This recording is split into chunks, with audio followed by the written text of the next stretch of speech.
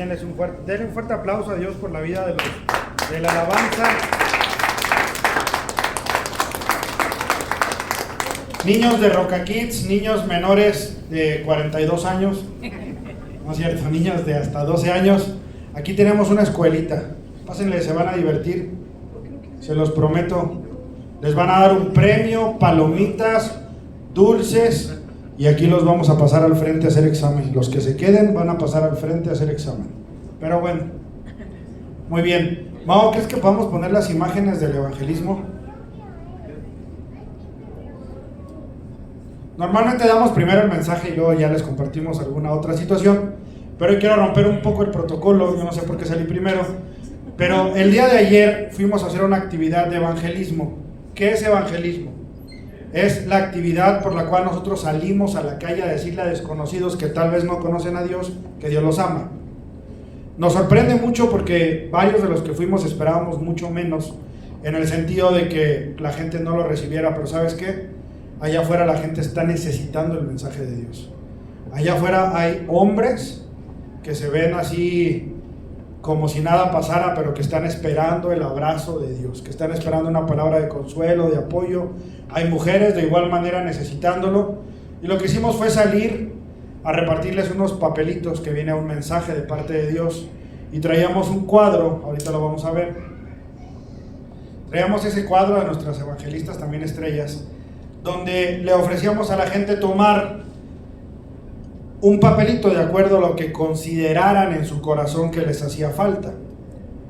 En este caso, se nos agotó. ¿Qué se nos agotó? Salud, alegría y paciencia. Yo agarré 5. Bueno, entonces, pues se acercaban y la gente tomaba un papelito y ahí había un versículo. La Biblia, quiero que sepas, este libro que está aquí, es un manual de vida completo. ¿Quieres saber de finanzas? Aquí. ¿Quieres saber de cómo ser una buena esposa? Aquí. ¿Quieres saber cómo ser un buen esposo? Aquí. Un buen papá, una buena mamá, un buen hermano, un buen tío.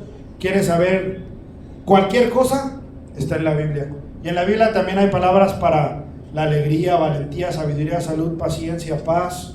Para cuando estés triste, estresado, afanado, cualquier situación que tú tengas en tu vida, en la Biblia hay respuestas, hay una guía. Yo decía hace mucho tiempo que nadie nace sabiendo ser padre, y es correcto. Nadie nace sabiendo ser padre o madre, pero aquí hay una buena alternativa, bueno, no una alternativa, sino aquí está el camino de cómo ser un buen papá o una buena mamá. La siguiente, porfa. Otra. Ya es mucho de mí. Otra. Bueno, ahí está Betty, que quiero contarles que nos salió bien brava para el evangelismo, Pues nomás agarró la cajita y no la volvimos a ver. La volví a ver cuando traía a una persona del cuello, así.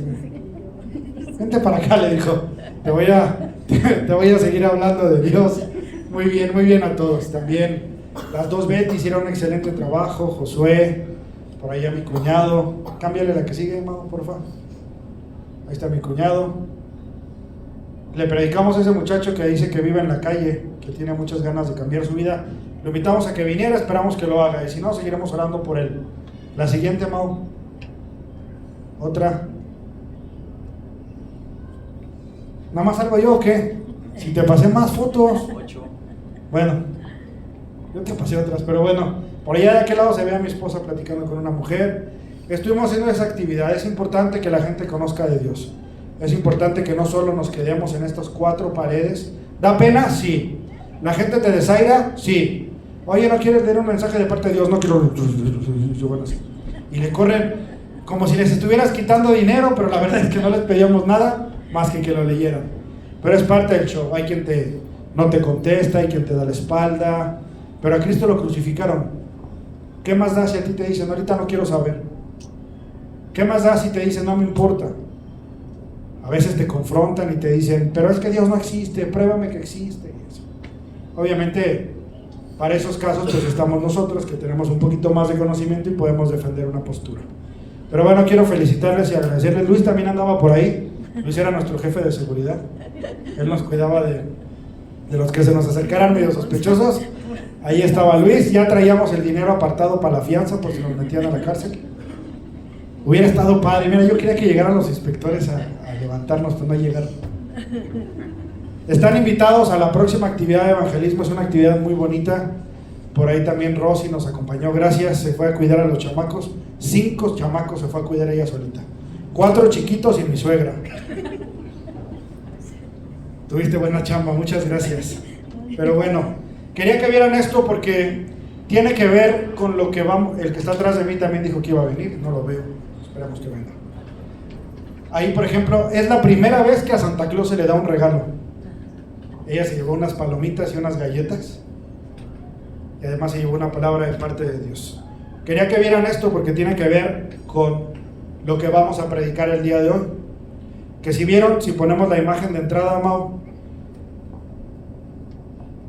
dice sígueme. Y ahí va Jesús caminando. Y este es un llamado que constantemente está llegando a nuestras vidas, pero que nosotros de una manera u otra no lo escuchamos, no lo queremos escuchar, nos damos la vuelta o decimos, ahora que esté preparado. ¿Y sabes cuándo vas a estar preparado? Nunca. Mateo, de quien vamos a hablar hoy, no estaba preparado. Yo te voy a explicar por qué. Seguramente has escuchado a Mateo. Mateo es uno de los discípulos de Jesús y es uno de los que escribió evangelios. Y es quien se supone o entendemos los escribía como con mayor claridad. ¿Ok? Pero no todo era color de rosa con Mateo. En el pasaje del llamado de Mateo, que es el que vamos a ver hoy, que es San Mateo o Mateo capítulo 9, versículo 9 al 13. En este pasaje Mateo recibe un llamado y además es uno de los pasajes bíblicos más poderosos del evangelio. Ya sé que te lo dije el domingo pasado y el antepasado, pero todos los versículos de la Biblia son poderosos y este tiene lo suyo, no se queda atrás. Es muy poderoso porque muestra cómo una sola palabra de parte de Jesús pudo hacer prácticamente una revolución en la vida de alguien. Y ese alguien también puede ser tú. Jesús puede cambiar el destino por completo de alguien con una sola palabra. Y hoy veremos cómo Jesús escogió a un hombre despreciado. Oye bien lo que te estoy diciendo. Un hombre despreciado y lo transformó en un discípulo. Esto nos enseña que no importa cuán despreciados seamos del mundo, que no importa lo que nosotros hayamos hecho en nuestra vida, que si tenemos el corazón correcto y estamos dispuestos, Dios puede transformarnos. Nos enseña que la gracia de Dios no te rechaza. ¿Qué es la gracia de Dios? Porque lo vas a escuchar en muchas prédicas y muchas veces. Y dices, bueno, ¿qué es la gracia? La gracia es el favor inmerecido, es algo que te da Dios aunque tú y yo no lo merezcamos. Yo personalmente no merezco nada, absolutamente nada de lo que tengo, pero Dios es bueno. Te voy a leer entonces estos versículos, ponles mucha atención y luego vamos a ir desmenuzándolos de a poco. Pasando Jesús de allí, vio a un hombre llamado Mateo, que estaba sentado en el banco de los tributos públicos, y le dijo, ojo aquí, sígueme.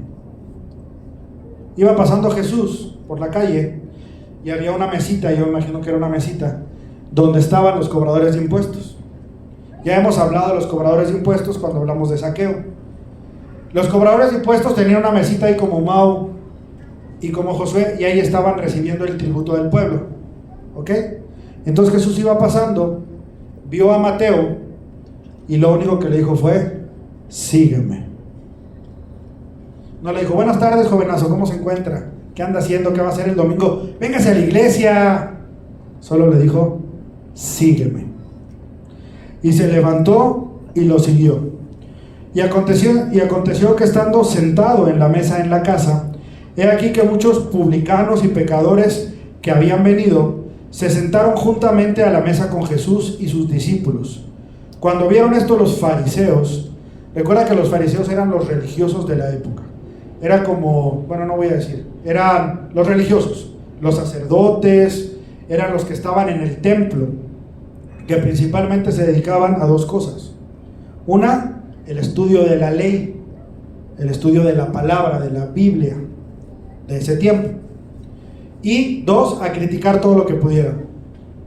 A criticar, a señalar, a juzgar. A eso se dedicaban los temibles fariseos. Ya me perdí, ¿en qué versículo me quedé?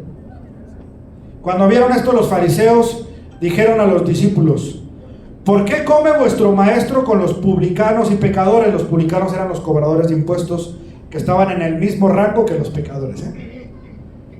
Al oír esto, Jesús les dijo: los sanos no tienen necesidad de médico, sino los enfermos.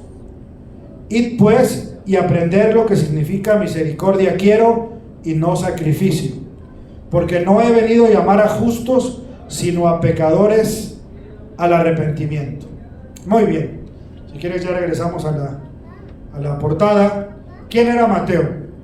Mateo era un publicano, un cobrador de impuestos de origen judío. Él era nacido en el pueblo de Dios, en el pueblo de Israel. Su origen religioso era judío, pero él era considerado traidor y era despreciado por su propio pueblo. Y cuando digo despreciado, no es que solo te voltearan la cara como a nosotros nos la volteaban ayer algunas personas. Era despreciado verdaderamente. A él sí le hacían fuchi todo el tiempo. Conocido también como Leví. También se le conocía como Leví antes que como Mateo. En otros evangelios así se refieren a él. Y no es raro que tuviera dos nombres, o tuviera primero un nombre y luego otro nombre. ¿Han escuchado la historia de Saulo? Saulo después se llamó Pablo. Cuando tuvo un encuentro con Jesús, cambió su vida, cambió su meta y cambió muchos o todos los aspectos de su vida y se convirtió en Pablo. Dios le cambió el nombre. También lo hizo con Pedro. ¿Sí saben quién es Pedro? Uno de los apóstoles. Pedro antes se llamaba Simón. Muy bien. Y también pasó con Jacob, que después se llamó Israel. Entonces Mateo era un cobrador de impuestos de origen judío que había decidido de alguna manera darle la espalda al pueblo e irse a trabajar ¿con quién? Con los romanos. Recuerden que los romanos eran quienes gobernaban la región donde se encontraban los judíos. Roma, el imperio romano muy poderoso, el más poderoso de ese tiempo, tenía dominio sobre diferentes pueblos, entre ellos el pueblo judío. Pero les habían dado la oportunidad de participar en el gobierno y de que realizaran algunas actividades, específicamente actividades religiosas. Pero algunos de ellos habían sido invitados a trabajar con Roma como cobradores de impuestos. Esto no te lo dice la Biblia textual, pero yo me imagino que los invitaban a trabajar porque ellos conocían a la gente, porque ellos más o menos sabían cuántos impuestos tenía que pagar cada quien. ¿Sí me explico?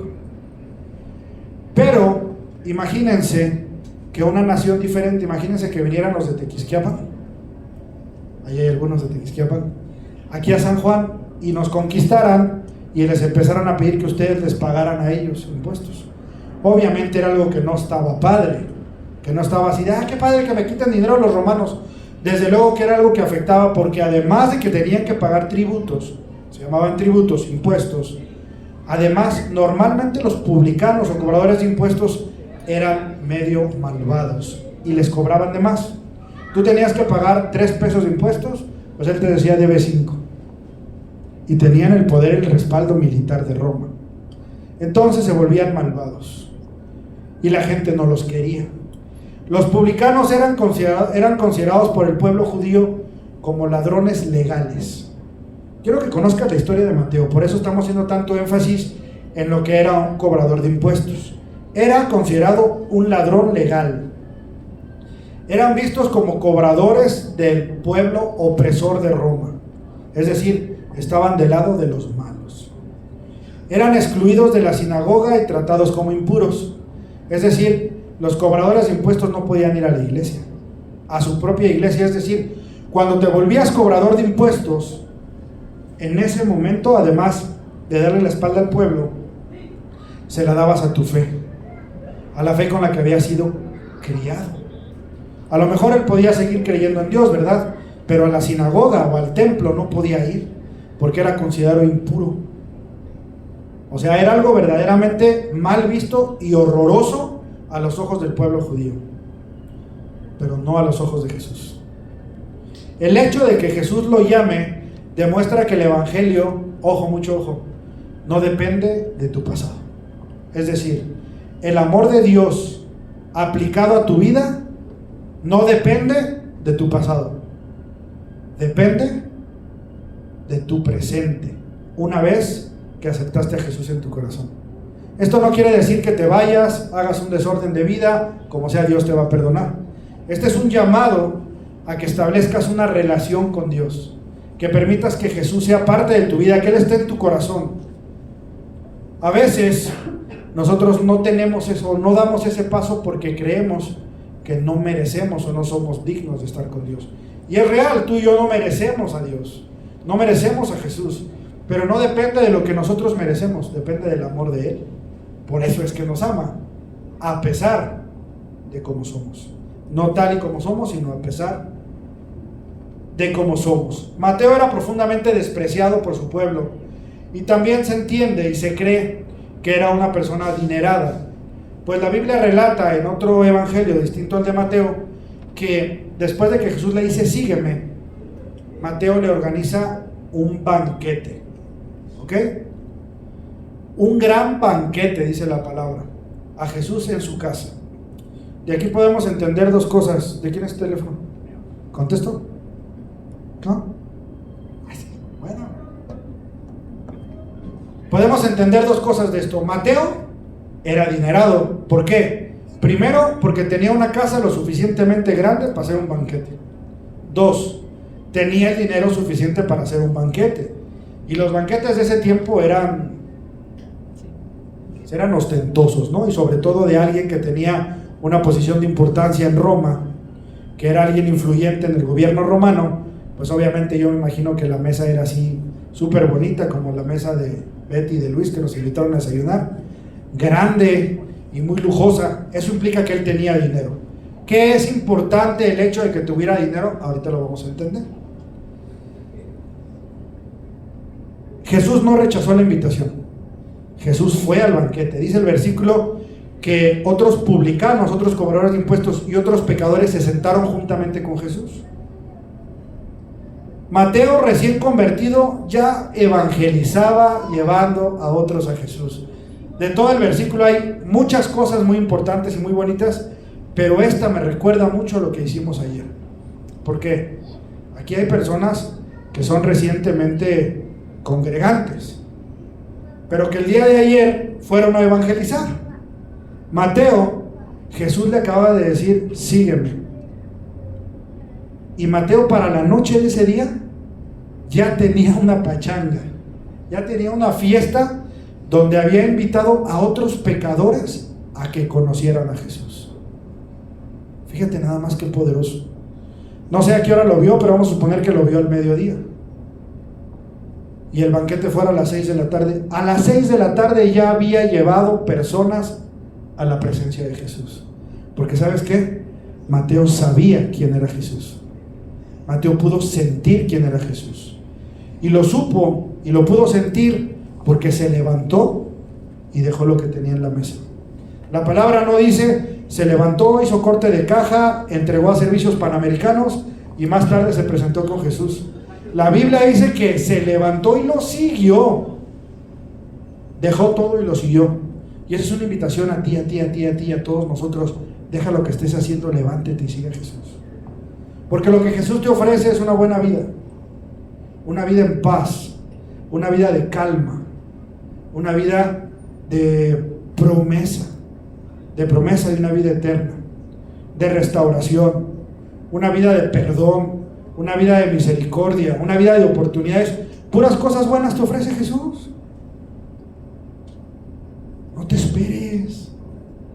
No dejes para mañana. Mateo no le dijo, sí, mi Señor Jesús, yo te reconozco que tú eres el Dios de los ejércitos, el Todopoderoso, pero aguántame tantito porque ahorita mi corte es a las 4. Él se levantó y fue. Él se levantó y fue. Y además llevó a otros. Hizo una fiesta para que otros pudieran estar con Jesús. Y pudieran, yo me imagino que él pensaba, que ellos puedan experimentar lo que yo estoy sintiendo. Lo que yo estoy viendo en este hombre, ellos también lo puedan experimentar. Y eso es lo que nosotros debemos hacer una vez que tenemos un encuentro con Jesús, que nuestra vida es transformada y que comenzamos a ver el amor de Dios en nuestra vida, pues es traer a otras personas a su presencia. Es una invitación, no es que tienes que hacerlo, pero bueno, en realidad sí. Porque Jesús, cuando resucita, se reúne con un grupo grande de personas y les da lo que le conocemos como la Gran Comisión. Y les dice: id por el mundo y predicar el Evangelio. Ir por el mundo y hacer discípulos. Es decir, salgan a la calle a decirle a la gente que Dios es bueno. Sé que tú tal vez no te sepas la Biblia de memoria, yo tampoco, por eso la traigo aquí. Pero lo que sí puedes saber es que Dios es bueno, porque ya lo escuchaste aquí. Lo que sí puedes saber es que Dios es un Dios que hace milagros, porque ya hemos dado testimonio de milagros. Hace poquito teníamos al hijo de un buen amigo, a Jeremy, estuvo intubado un mes. Yo estoy seguro que todos los que estamos aquí sabemos lo que es estar intubado, no porque lo estuviste, pero estoy seguro que conoces a alguien que estuvo intubado. ¿Por qué? Por el COVID. A ver, levanta la mano quien sabe de alguien que estuvo intubado. Muy bien, bueno, los que no saben, te meten un tubo por a ver, los que son profesionales de la salud, ¿sí? Te meten un tubo por aquí, ¿no? Hasta aquí, para que puedas respirar. Es un proceso doloroso, complicado, y el regreso es un proceso muy difícil. Muchas personas murieron cuando se intubaron. Yo escuchaba que decían, intubaron a tal persona, y me ponía completamente triste, porque yo pensaba que eso ya era un paso, pues digamos, antes de la muerte. Jeremy estuvo intubado, tiene 1 año 6 meses, un mes en el hospital. Y quisiera poner ahorita una foto, ya pusimos una foto, si no ahorita te mando una. Anda corriendo ahorita en su casa. Sus papás ya habían perdido a un hijo. Ellos podían haber dicho, otra vez Dios, otra vez me lo va, y en las mismas fechas, cuando intentaron la extubación, era el aniversario de su otro hijo que había muerto, ese mismo día. Entonces todos estábamos así porque dijimos, no vaya a pasar algo, y en el mismo día. Pero los papás se mantuvieron 1 mes en el hospital, 1 mes en el hospital IMSS del Marqués, sin comer bien, por supuesto que sin dormir, por supuesto que no se podían bañar todos los días como a lo mejor querían. Pero ¿saben cómo se mantuvieron? En fe. No los escuché una sola vez decir, no sé por qué Dios me hace esto. Ayer platicábamos y decía mi hermano con mucha razón, y a veces nosotros nos quejamos, ¿no?, de nuestros guerrosos escuincles, y a veces nos afanamos y decimos, ay, no puede ser, Dios, ¿por qué me haces esto? Cuando hay situaciones verdaderamente complicadas, pero no voy a eso. El punto es que ahorita el niño anda corriendo como si nada hubiera pasado. Dios hizo un milagro en su vida, como seguramente lo ha hecho en muchas áreas de tu vida, y a lo mejor ni te has dado cuenta, pero ha habido milagros. No todos los milagros son de que estabas en el hospital y ya no estás en el hospital. Hay muchos milagros. El hecho de que tengas una esposa, un esposo, una familia, hijos, el hecho de que estés aquí ya por sí mismo es un milagro, porque podrías estar muerto, podrías estar en la cárcel, pero estás aquí. Eso ya en sí es un poderoso milagro. Entonces hay que salir a decirle al mundo que hay un Dios bueno y un Dios maravilloso. Si ponemos los versículos de nuevo, Mau, por favor. Viendo el llamamiento en la Biblia, relata que Jesús pasó por donde estaba Mateo, y entonces Jesús lo vio y le dijo, sígueme, y Mateo se levantó y lo siguió. Qué poderoso mensaje. Se levantó y lo siguió. Quiero hacer énfasis en algunas palabras del versículo. La primera es vio. Jesús vio. ¿Pero qué fue lo que vio Jesús? El pecado de Mateo. Jesús volteó y dijo, aquí está este publicano, cobrador de impuestos, impuro, maldito, malvado, que no tiene derecho a entrar en la sinagoga, que no quiero verlo ni en pintura, que se vaya, que se aleje porque ha traicionado al pueblo, se ha enriquecido de manera ilegal. No, Jesús vio su corazón. Y el corazón de Mateo era un corazón dispuesto, un corazón sediento de Dios, un corazón sediento de transformar su vida. Y lo sé, porque acto seguido se levantó y lo siguió. Sígueme, el imperativo más transformador de todo el Evangelio. Sígueme. Nada te va a transformar como el sígueme de Jesús. El sígueme obedecido, ¿verdad? Que te dice sígueme y te vas para otro lado, como Jonás. ¿Sí han escuchado la historia de Jonás? Al que se lo comió el pez. A Jonás lo mandaron a un lugar y Jonás se fue a otro. Entonces Dios le mandó un pez para que se lo comiera y lo regresara a donde tenía que ir. Esa es otra prédica. Pero él lo siguió. No se levantó y se fue para otro lado, no se levantó y fue a hacer maleta, no se levantó y fue a ver al pretor de Roma para decirle: ¿qué onda, mi pretor? ¿Me das chance de voy a tener un evento al ratito? Se levantó y fue a hacer las cosas de Dios. 3, bueno, me adelanté un poco. Se levantó. ¿Qué significa el hecho de que se levantara? Te estaba dejando su antigua vida. No solo es el acto de levantarse y seguir a alguien. En ese momento él estaba renunciando absolutamente a todo lo que él conocía, a su forma de vida por completo. Mira, yo no quería participar en la iglesia. Yo me congregaba en una iglesia y yo iba y escuchaba y se me hacía muy padre, pero yo no quería asumir una responsabilidad porque había cosas que no quería dejar. Había cosas que decía: híjole, si yo me comprometo más con Dios, pues entonces voy a tener que dejar esto o lo otro. Y no quería. Y ahora estoy aquí al frente, pero bueno. Lo siguió, dice después, sin excusas, sin condiciones, sin espérame tantito, sin déjame lo pienso, simplemente lo siguió.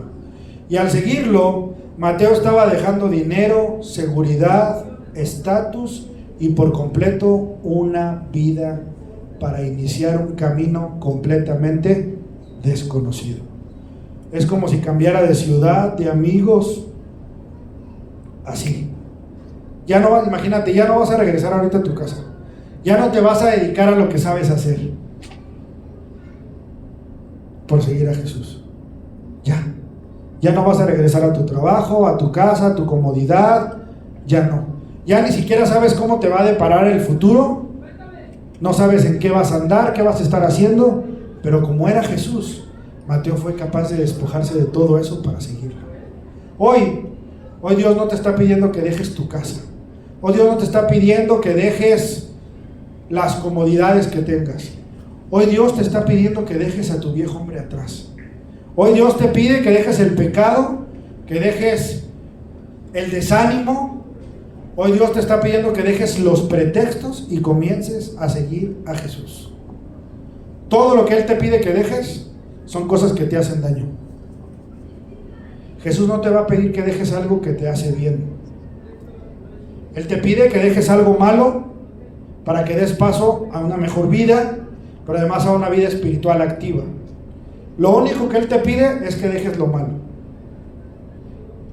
No aplica para la suegra, no aplica para la esposa, no aplica para nada de esas cosas que tal vez digan: ay, entonces ya voy a dejar a la mala de mi suegra. No, eso no lo podemos cambiar.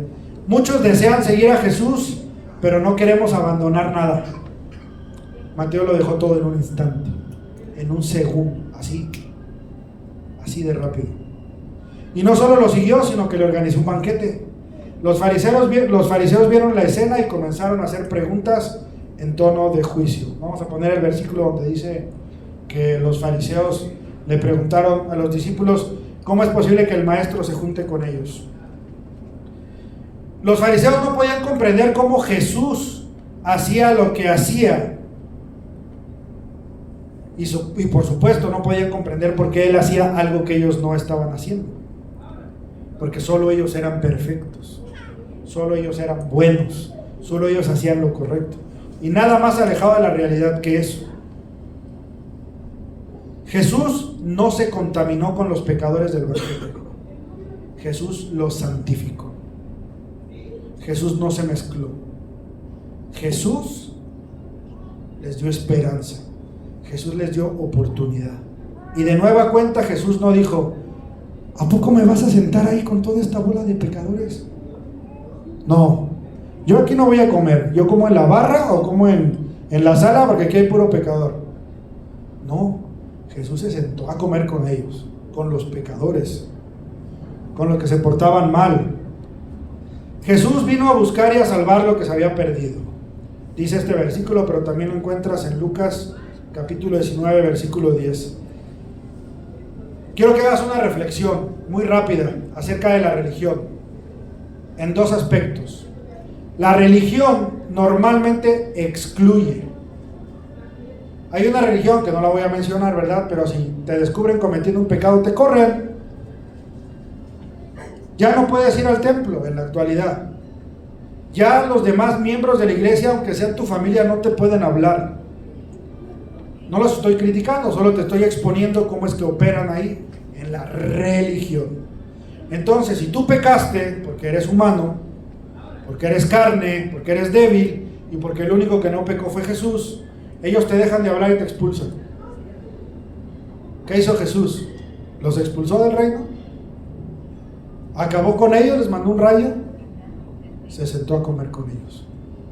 Pero se sentó a comer con ellos no para participar de su pecado, sino para conducirnos hacia la luz, para decirles cuál era el camino hacia el bien, para ayudarlos a salir del pecado. La religión excluye, Cristo incluye, Jesús incluye, Él te incluye, Él no quiere que te vayas. Ya te equivocaste, bueno, tampoco no te va a aplaudir, pero no te va a abandonar, te va a abrazar. Y eso es lo que nosotros como iglesia tenemos que hacer con los demás. Aquí en esta iglesia sabemos y estamos conscientes que no tenemos ninguna autoridad para juzgarte. Sí tenemos la obligación de confrontar el pecado.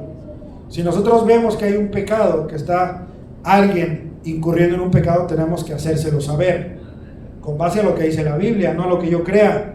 Porque si por mí fuera irle a la América sería pecado, pero no está en la Biblia. ¿Sí o no? Gracias, doctor. Pero no es pecado, no es lo que yo quiera, es lo que está en la Biblia. ¿Ok? Entonces, si nosotros vemos un pecado, tenemos la obligación de confrontarlo. ¿Ok? Pero el confrontarlo no implica, ya no vengas a la iglesia, ya no me vuelvas a hablar. Al contrario, necesitamos estar cerca.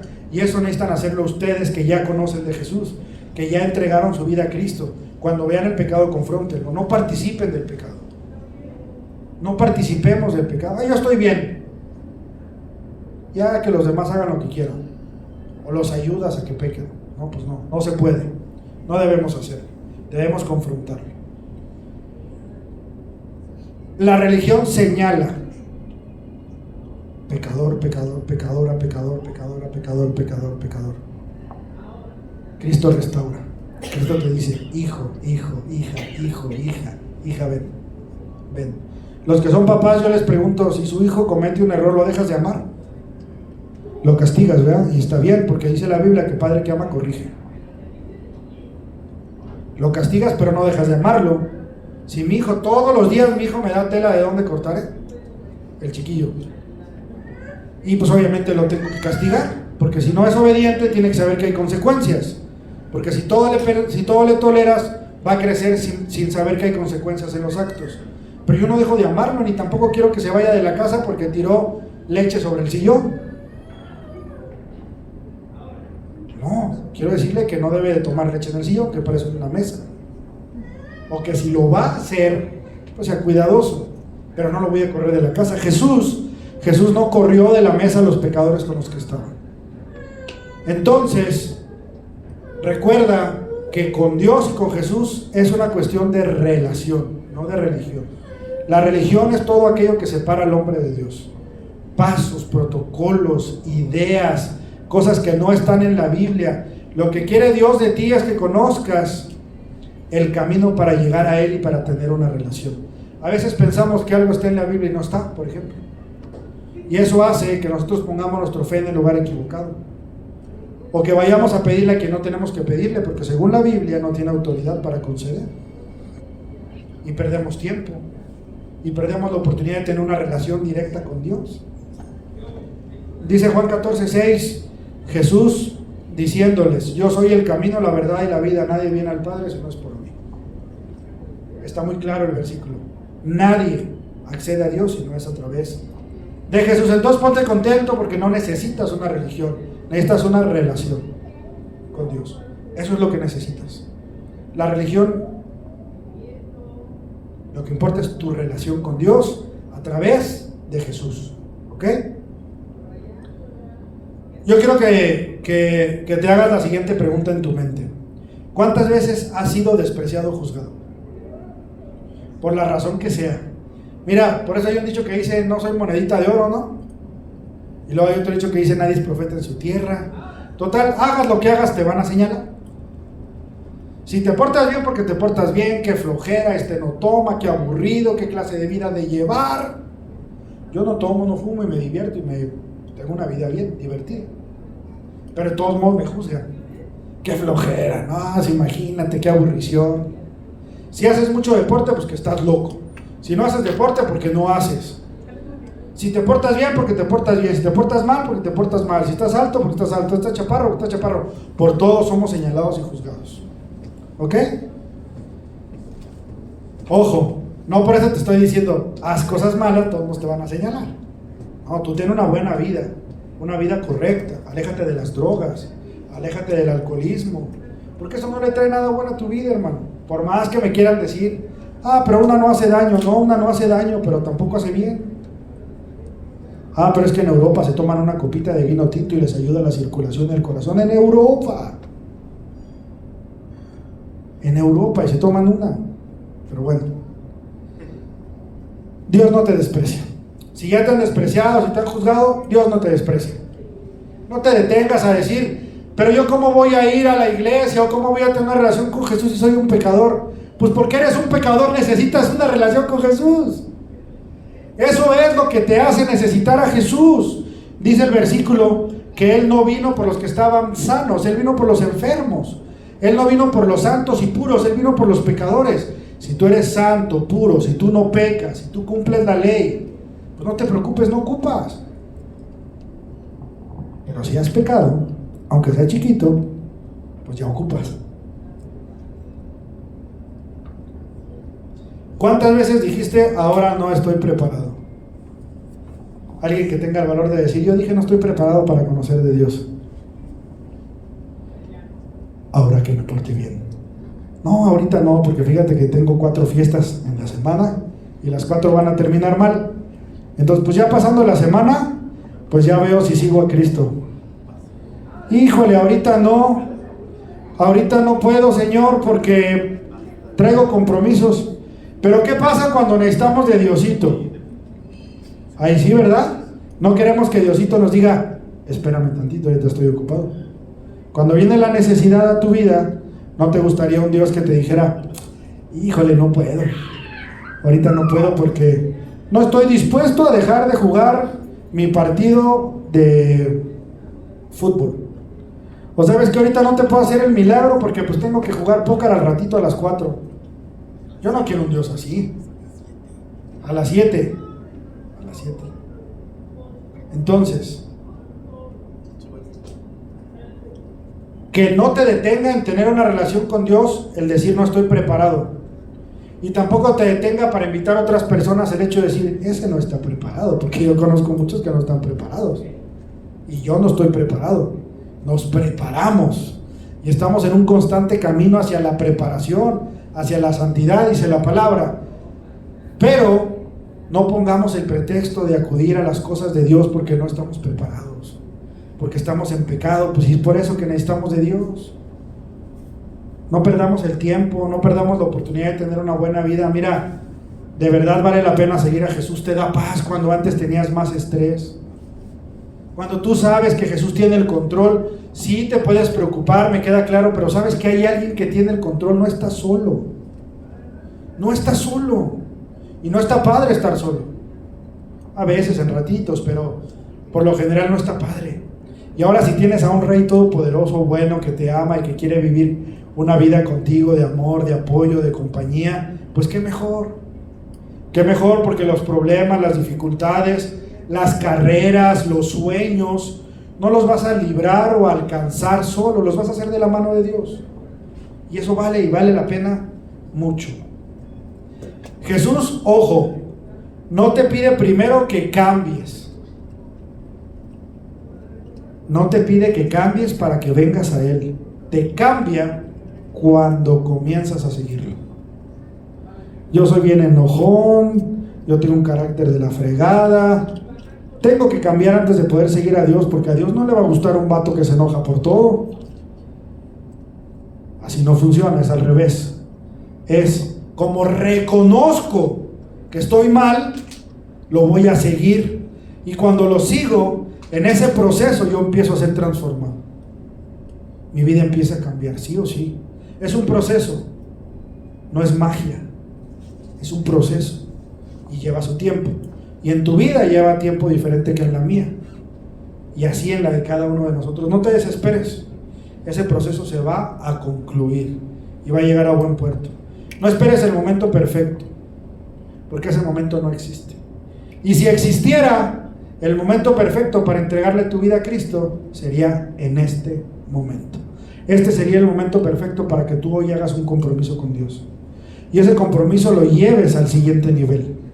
Ese compromiso lo lleves al cumplimiento. No solo se trata de decir, sí, Diosito, creo en ti. Se trata de hacer una vida creyendo en Él. Y de hacer acciones que reflejen que creemos en Él. No solamente a decirlo, porque si no, no funciona. No funciona en una relación, ¿verdad? Que tú le digas, te amo, te amo, te amo a tu esposa y te portes bien mal. No funciona. Si ya te portaste mal, tranquilo, Dios te va a perdonar, ya no lo vuelvas a hacer, pero Dios te puede restaurar. No te esperes. El momento perfecto para que hagas un compromiso con Dios es hoy, pero que lo cumplas. Hay alguno que a lo mejor está haciendo así, ¿para qué vine? Híjole, aquí el doctor, ¿para qué vine? Dice, no es porque le vas a las Chivas, eso te da un plus, porque somos el rebaño sagrado, ¿verdad? Y nuestro pastor es Jesús. También los de la América, no se preocupen. Que por cierto eliminaron. Entonces, ¿y para qué? Bueno, a mis Chivas las van a eliminar al rato, ¿no? Entonces no hay agüite. ¿Sí o no? ¿Cuándo, Juan? Sí, siempre las eliminan. Bueno, hay quien tiene fe. Bien por eso, bien por la fe. Bueno, entonces, hoy es el momento para que hagas ese compromiso. Lo hacemos al final si quieres. Dice el versículo 12. Vamos a poner porfa el versículo. Mira, muy bien, ¿no? Qué bárbaro. Los sanos no tienen necesidad de médicos, sino los enfermos. Esto derriba el argumento y todos los juicios del mundo. ¿Tú quién eres para poder acercarte a Dios? ¿Tú quién eres para poder ir a la iglesia? Si tú estás bien torcido, bien mal. Este versículo derriba ese argumento. Los sanos no tienen necesidad de médicos, sino los enfermos. Jesús vino por los que lo necesitamos, por los que estamos en pecado, los que estamos rotos, los que estamos angustiados, los que nos hemos equivocado, los que la hemos regado, los que ya no queremos regarla, los que ya no queremos equivocarnos, los que le queremos dar gracias. Por esos vino Jesús. Por ellos vino Jesús, por nosotros vino Jesús. Jesús es el médico que tú necesitas. Que esa enfermedad del pecado y del mundo te ha contagiado, Jesús es el médico adecuado. Jesús es el buen pastor. Jesús va por la ovejita herida, como en esa historia de la Biblia donde va el pastor, deja las 99 y va por la que se perdió. Él va por nosotros porque le importamos, porque somos importantes en lo individual. Por eso Dios es todopoderoso, es omnipresente. Omnipresente significa que puede estar contigo y conmigo al mismo tiempo. Nada de que ahorita no te voy a distraer, Diosito, porque hay quien lo necesita más. No, Señor, usted también lo necesita y también puede estar con usted.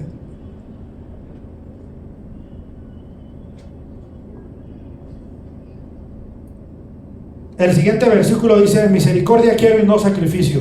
Ahora sí te gané, Mau. Y pues les dice, cuando los fariseos se levantan o se acercan y ven el gran banquete que está teniendo Jesús con una serie de pecadores así como yo, los juzgadores por excelencia, los fariseos, los religiosos, le dicen o le preguntan a los apóstoles que por qué su maestro está comiendo con ellos, y Jesús escucha y dice: id pues y aprended lo que significa misericordia quiero y no sacrificio, porque no he venido a llamar a justos sino a pecadores al arrepentimiento. Pero él específicamente dice: misericordia quiero y no sacrificio. Jesús está citando un pasaje del Antiguo Testamento. Recuerden que la Biblia tiene dos partes. Una, Antiguo Testamento, que es los profetas anunciando la venida de un Mesías, de un Salvador. Y luego el Nuevo Testamento, que ya es el Mesías anunciando el reino de los cielos. ¿Ok? Entonces Jesús cita algo que dijo el profeta Oseas en su capítulo 6, versículo 6, que dice también: porque misericordia quiero y no sacrificio, y conocimiento de Dios más que holocaustos. Antes de Jesús, en la cultura judía tenían el mandamiento de que los pecados, para expiar los pecados, como para tapar los pecados, darles una como escondidita, como cuando echas la basura debajo de la cama, ¿verdad? Cuando le barras abajo. Así le hacían a los pecados. Los tapaban tantito con sacrificios. Estos sacrificios normalmente eran de animales. Eran animales que estaban perfectos, que no tenían falla, y hacían sacrificios. Pero el pueblo, adivinen qué se dedicó a hacer: sacrificios. Entonces, como sea, peco y sacrifico, peco y sacrifico, peco. Ya tenían, me imagino, sus gallinas, ¿no? O sus borregos exclusivos para sacrificarlos, porque iban a pecar. Déjame echar un pecadito hoy, como si ahí tengo un borreguito. Pero entonces Dios les dijo: yo no quiero sacrificios, holocaustos, yo lo que quiero es misericordia de ustedes, es amor real hacia los demás, hacia mi palabra, cumplimiento real. No quiero que estén juzgando a los demás, eso es lo que le dice ahí. Misericordia, amor leal, real al prójimo, no sacrificios, no que se anden pegando en la espalda con un cinturón. Perdóname, Señor, no, eso no quiere Dios. Dios quiere que tengas misericordia de los demás, empezando por ti mismo. A eso los manda Jesús. Jesús le dice: ándenle, vayan a conocer la misericordia, y ya luego vienen a hablar de sacrificios y de otras cosas y estar juzgando a los demás. En Oseas, o en este versículo, lo que podemos entender es que lo que sobraba era religión, porque la religión se convierte en una serie de rituales.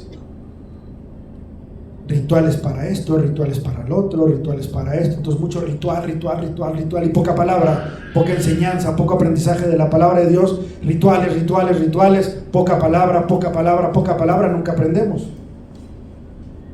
Si aquí viniéramos y hiciéramos un montón de cosas y solo le dedicáramos 3 minutos a la palabra, pues no aprenderíamos nada.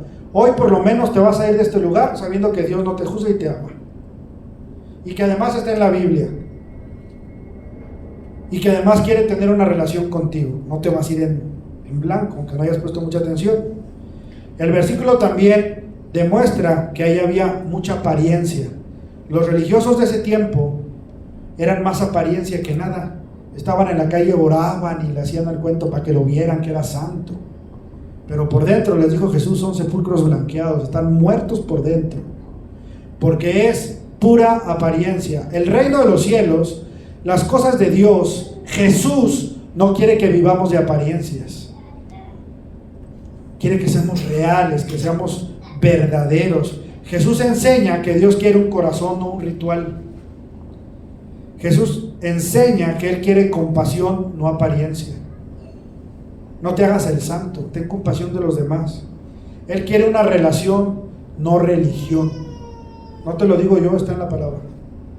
No es un invento mío, está en la palabra. Eso es lo que quiere Dios de nosotros. Ya vamos a terminar. Ya si quieres, mueve tus manitas para que no te duermas. Este es el último tramo de la prédica. Mueve tu cuello para que si te estabas durmiendo ya no te duermas. Respira profundo. Vamos a entrar a la parte final.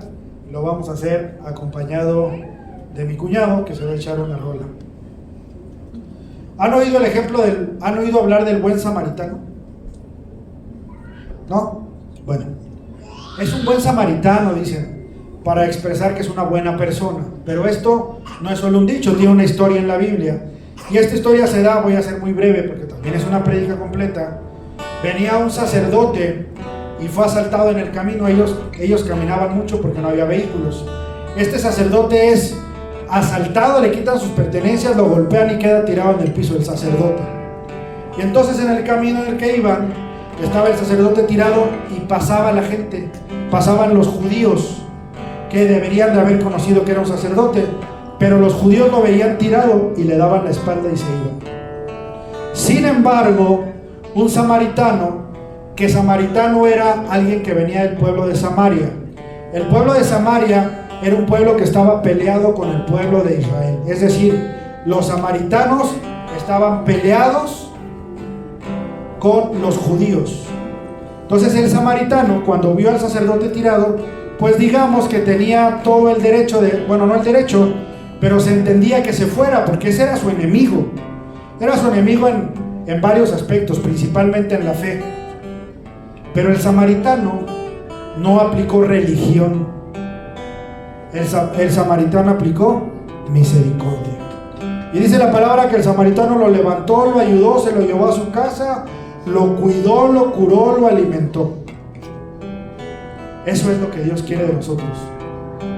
Que tengamos un corazón dispuesto a levantarnos y atender el llamado de sígueme. Quiere que nosotros nos despojemos de toda religión y tengamos misericordia para los demás. Que nosotros escojamos la relación con Dios antes que una religión. Dice el versículo 13: porque no he venido a llamar a justos, sino a pecadores al arrepentimiento. Mira, no existen justos además. Solo somos justos porque Cristo murió en la cruz por nosotros. Su sangre es la que nos da la oportunidad de que tengamos una relación con Dios. Jesús resistió muchos dolores físicos y emocionales. Hay quien dice que los emocionales pegan más. Bueno, pues uno de sus mejores amigos de Jesús lo negó 3 veces. Pedro. Otros tantos lo abandonaron, simplemente se fueron. No lo negaron, pero no estuvieron con él en la cruz. No le ayudaron a cargar la cruz. Solo lo hizo un hombre y no era de sus discípulos. Nadie se metió entre Jesús y los latigazos.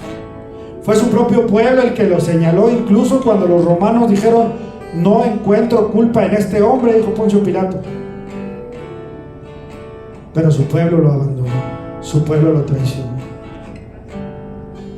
Caminó hacia el Gólgota, donde sería crucificado, donde después de sufrir asfixia, y no asfixia porque estuviera colgado del cuello, asfixia porque estaba atravesado por clavos en sus muñecas, un dolor terrible. Poco antes recibió una lanza en el costado. Del costado salió sangre y agua, y hasta donde yo sé, eso es muy doloroso. Pero ¿sabes qué? Él no lo hizo porque tú fueras justo, porque tú fueras bueno. Él lo hizo porque te ama. Y quiero que sepas una cosa, por si eres un poquito escéptico, te lo voy a decir muchas veces, durante mucho tiempo te lo voy a estar repitiendo. La existencia de Jesús, la crucifixión de Jesús, está plenamente acreditada que existieron por el método legal y el método científico. No hay duda razonable que pueda decir que eso no sucedió. Hay evidencia escrita, hay evidencia arqueológica, hay evidencia histórica, incluso hay muchos autores no cristianos que dan fe de la existencia de Jesús. Es decir, ese hombre, Jesús, fue a la cruz por amor a ti. Por amor a ti recibió todos los golpes y no se rindió. Aun cuando tuvo dolor en su corazón, antes de ser crucificado, relata la Biblia que él estuvo orando y le dijo: Padre, si es posible, pasa de mí esta copa. La Biblia nos hace pensar que estaba sudando sangre. De ese tamaño, de ese nivel, era el miedo que el propio Jesús enfrentaba. Un miedo que lo hizo sudar sangre. Un miedo que lo hizo suplicar y clamar al Padre que pasara esa copa. Es decir: Padre, si puedes, no me crucifiquen. Pero ¿sabes qué? Su amor por ti era mucho más grande que ese dolor, que ese miedo, que esa angustia. Él te tenía a ti en su mente y Él sabía que de su sacrificio dependería tu vida eterna. Él sabía que tenía que soportar lo que se venía para que tú y yo pudiéramos un día ser perdonados de nuestros pecados y poder ir al cielo, al paraíso, al reino eterno. No le importó todo lo que tenía que sufrir. Y aun cuando lo estaba sufriendo no se rindió. Lo azotaron una y otra vez. Y azotes me refiero al látigo. Recuerda que ese látigo romano en la punta tenía un pico, como un colmillo. Entonces no solo era el golpe que cortaba la piel, sino se encajaba en la piel de Cristo. Y cuando salía, llevaba con él trozos de carne. Un dolor inexplicable que la ciencia ya lo ha descrito, lo ha estudiado. La ciencia, ahí sí la ciencia. Pero ¿sabes qué? ¿Qué lo motivaba? Lo motivabas tú. Tú lo motivabas, tú Betty lo motivabas. Tú Alejandro lo motivabas. Lo motivabas para que él se levantara las veces que cayó cargando la cruz. Ya con un cuerpo lastimado, él estaba motivado porque sabía que tú valías la pena. Porque sabía que tú merecías la oportunidad del perdón. Porque él confiaba en ti, Vicente. Él confiaba en que tú ibas a hacer algo bueno. Él sabía que tú valías la pena. Por eso lo hizo. Y una vez en la cruz, pudiendo pedir castigo para quienes lo habían lastimado, él pidió perdón por ellos. Él, en lugar de decirle: Padre, ahora que ya estoy aquí en la cruz cumpliendo mi misión, yo te pido que tú castigues a los que me lastimaron. No hizo eso. Él pidió perdón y dijo: Padre, perdónalos, no saben lo que hacen. Yo te invito a que en la semana tú te des la oportunidad de ver un poco más a fondo cómo fueron todos los castigos que Jesús experimentó. He tenido en mi corazón ponerlos aquí, pero todavía no es el tiempo. Si quieres, ver una película que se llama La Pasión de Cristo, para que te des una idea de lo que Él sintió. Jesús no es Dios de perfectos, es Dios de todos, perfectos e imperfectos, pecadores y santos, hombres y mujeres que se han equivocado. Dios es Dios de ellos. Solo necesitamos arrepentirnos. Para que la gloria de Dios, para que el amor de Dios opere en nuestras vidas, necesitamos arrepentirnos y reconocerlo como nuestro Señor y Salvador. Y además caminar en una constante hacia la santidad. Yo te quiero invitar a que te pongas de pie por un momento.